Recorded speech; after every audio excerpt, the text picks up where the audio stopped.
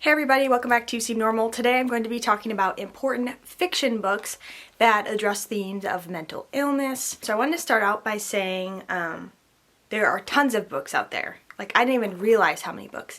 These are just a handful that I've read in 2020 and 2021 that happen to address this theme.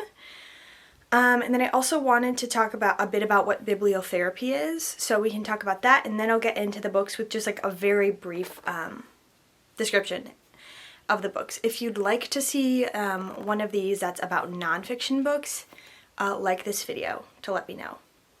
Okay, bibliotherapy. You may or may not have heard of it. There's really no in between. Biblio meaning books, therapy meaning therapy. So basically you're reading about others' experiences, or you're reading perhaps nonfiction that can help you with your mental health. I'm going to manually focus that. Okay, great. So in its basic form, bibliotherapy is using books to aid people in solving the issues that they may be facing at a particular time.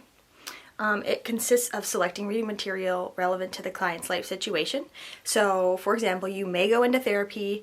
I did this a couple years ago, and someone will recommend you books.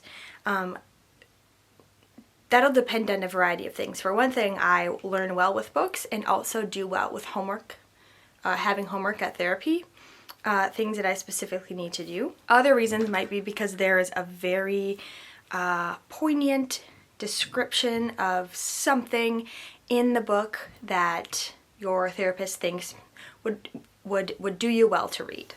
That's one way of bibliotherapy, is you actually have your licensed therapist is recommending books to you, but another way is it's starting to be more regarded as even just those self-help kind of manuals. So like it says, the concept of bibliotherapy has widened over time to include self-help manuals without therapeutic intervention, or a therapist prescribing a movie that might provide needed catharsis to a client. I think that's really cool too. It doesn't just have to be books, could be movies. So that's a bit about bibliotherapy, and so obviously there's research out there about how connecting with others' experiences, whether reading about them. Are you okay? Are you okay?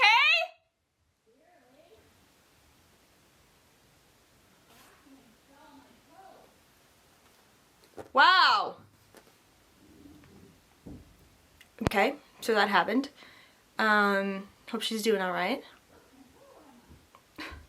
Okay, so my next point is that there may be a right time and a wrong time to engage in reading books about mental illness when you're in certain points in your mental illness, for example. So you have to know when the right and wrong time is for you, or maybe it depends upon the topics, or it just depends upon a lot of things.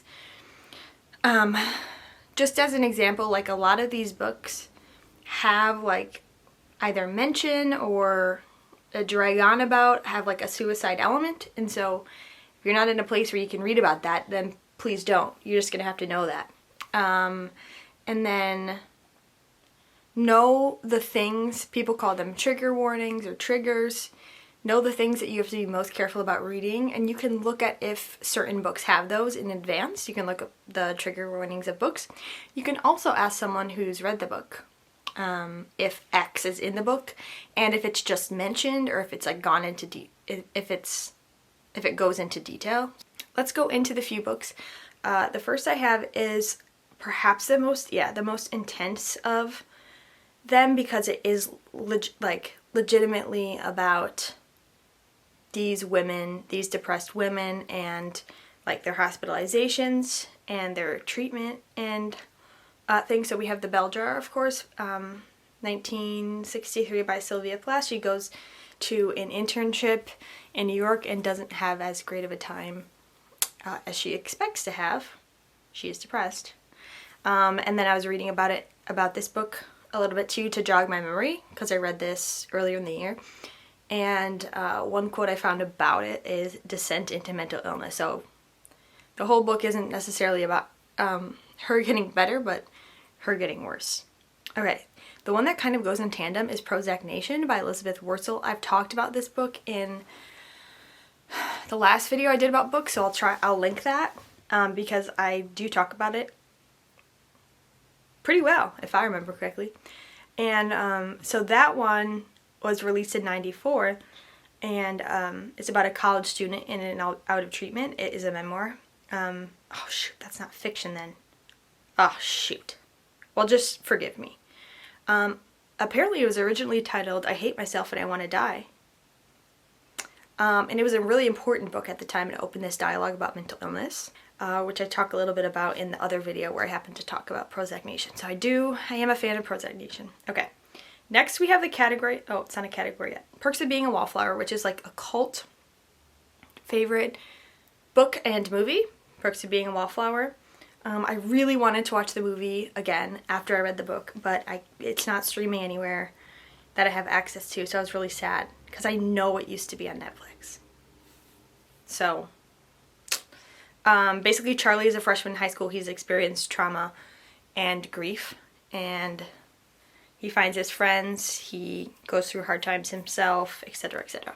It's very good. And then, interestingly, the author added a foreword at the end, a like epilogue at the end of the book that he wrote like 20 years later to try to tie in the response that he got from that book, and it's cool. Yeah, it's cool. Okay, so the next category I have is like general melancholy, which I looked up the definition of melancholy, and it basically means sad for no reason, which is not exactly the case in these books because there are lots of reasons to be sad with these two books. But I'm calling it this general, just like,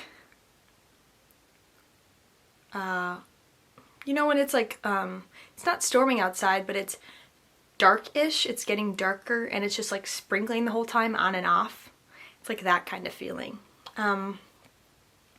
So 2 books, Father of the Rain by Lily King and Riders and Livers by Lily King. Just finished Father of the Rain, and it's about this girl / into a woman, 3 different like periods of her life, you know, one being childhood, one being like college age, and one being after that, and like her relationship with her father. Her tumultuous relationship with her father. And I will say nothing else about it. I've decided. And then same with Riders and Lovers.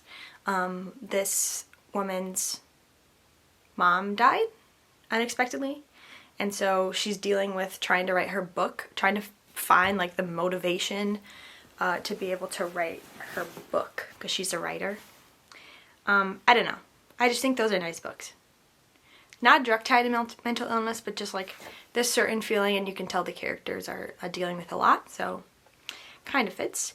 These next 2 are really fun. They are young adult fiction, but that doesn't mean we should take them any less seriously because I very much enjoyed both of these books and I think they did a great job. So Turtles All the Way Down by John Green, you've maybe heard of.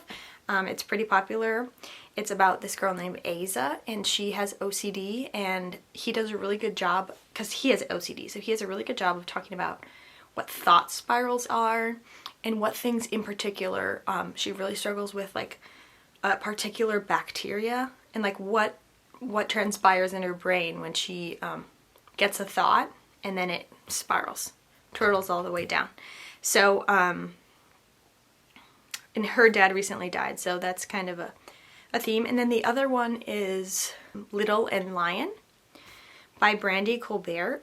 This one I read in 2020, and it's about a brother and a sister, and the sister like comes home and the brother's really struggling with bipolar disorder, and like the fun part of the story is like they both happen to like the same person, but it kind of shows how when one person in a family has mental illness, how that can affect others in the family. So yeah, both of these books are considered young adult fiction, which I think is amazing that we are exploring some of these topics in these books for younger people. Very much enjoyed them. So, like I said, if you are interested in viewing like nonfiction books that kind of helped me, let me know.